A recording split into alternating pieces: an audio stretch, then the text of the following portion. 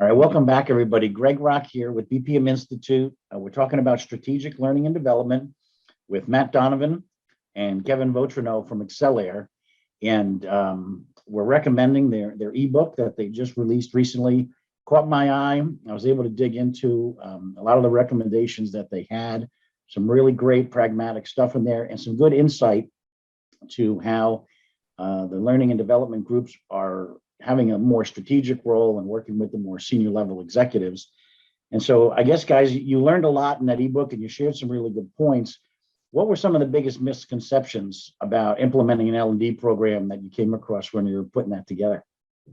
So without a doubt, the biggest misconception is that you can't just buy good learning and development. It's not as simple as buying an LMS system and you're done. It doesn't work like that. You can't buy it and you can't delegate it either. You can't just hand it off to someone else to do. Now, you might ask, okay, Kevin and Matt, you're consultants. Why are you telling me that I can't delegate this to you, right? Well, it's not that simple. So you need to understand what skills are needed for the business to succeed. And you need to understand your people and the people that you need to build those skills in. And it's work. It's a time commitment. It's not, I buy an LMS, I plug it in and I'm good to go and all my problems are solved. It's not a hammer for every problem. But you need to make sure that you've got the different pieces working in concert with each other. So we kind of use this analogy of it's kind of like a car. So similar to how a car doesn't work unless you have all of its parts put together, assembled correctly, the organization won't work without a holistic and thoughtful strategy, design and execution for the learning and development piece.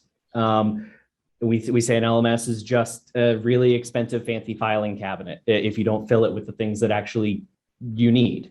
Likewise, training materials are just really PowerPoints, documents that never get to the people that need them if you don't have a way of delivering them. Right. And trainers can deliver great presentations, but if people don't care about it, or if it doesn't help them actually accomplish what they need to do to deliver value to the organization, then it doesn't matter.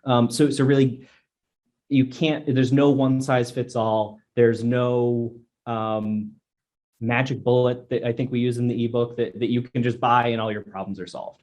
You need to approach it like the big complex problem that it is, and give the time and commitment that it deserves. And working with a lot of clients, one of the things we always see specifically, again, in the C-suite again, is they want to just buy something. And it's because, you know, the big technology implementation project, it's the big sexy thing that you're going to implement and say, this is going to solve everything. You can, you know, use CapEx funding for it. And then you get a team of consultants like us to come in and build out your big fancy LMS.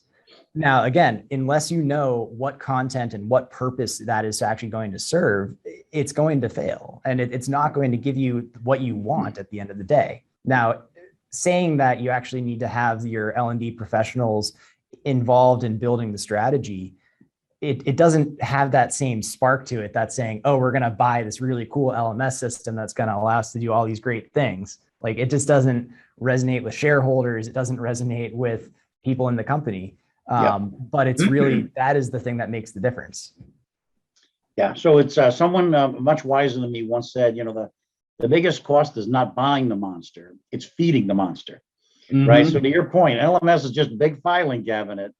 Unless you got the right content in there, you know, it's going to fall on deaf ears. And for larger organizations, you know, their senior level people are a great source of education. But unless you can get them to encapsulate some of the key nuggets that they've learned over the years and share it on the LMS, it's hard to get it, you know, around the company. Maybe just a follow-on question about content. So what different options did you come across as far as how folks are successfully populating their LMS with appropriate training? Are they building it all themselves or kind of a hybrid approach? What do you guys see? Yeah, well, I would say it would be a fool's errand to say that you're going to build every piece of content in your LMS system, because today's organizations, the amount of knowledge that they need is so wide and varied. And there's so much of it that any individual might need to know to be successful. So what it really comes down to that we uncovered is it depends on how tightly coupled, that is how tightly linked and proprietary the knowledge is that you're actually trying to convey to your workforce internally. So if you think of it as, I need to have a very specific skill set that's highly proprietary to me doing my job for this company, that's something that obviously you're going to be building in-house, and you're going to be populating yourself into your LMS system, or putting into some sort of document to share with the correct people.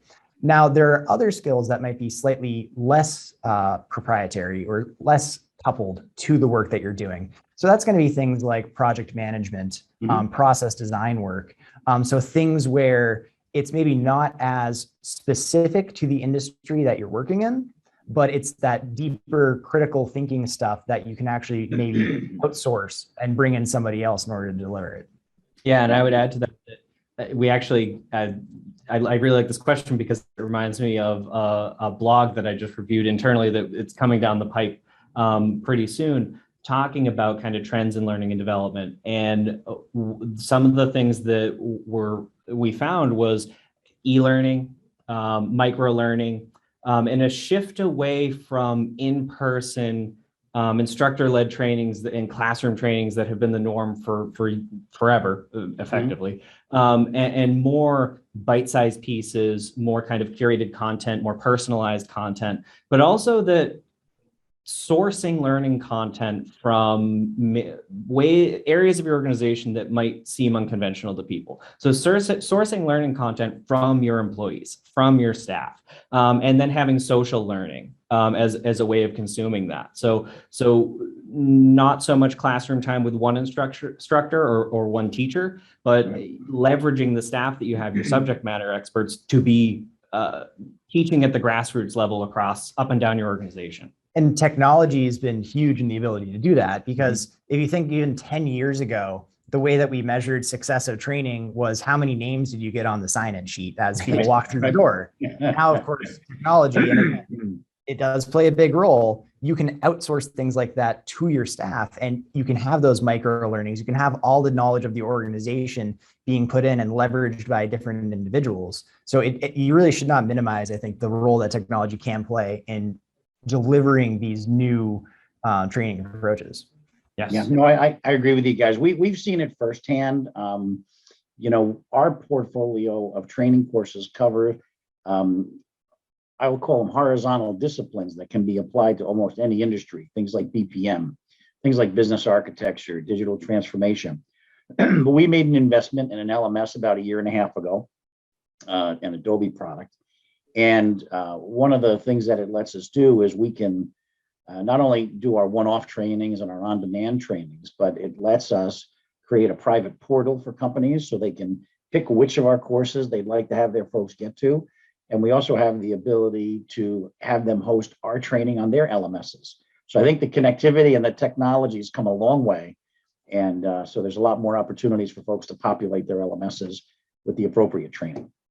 So Yeah, Kevin and Matt, thank you so much. Sorry, Greg. I would say if we tie this back to one of our earlier questions of that kind of internal versus external lens of learning and development, a really nice sweet spot is if you've got learning content that can be consumed by your internal staff and your customers. One of the ways to generate ROI is to monetize your learning content for external users. No, really, really great point, Kevin. All right, Kevin and Matt, thank you so much.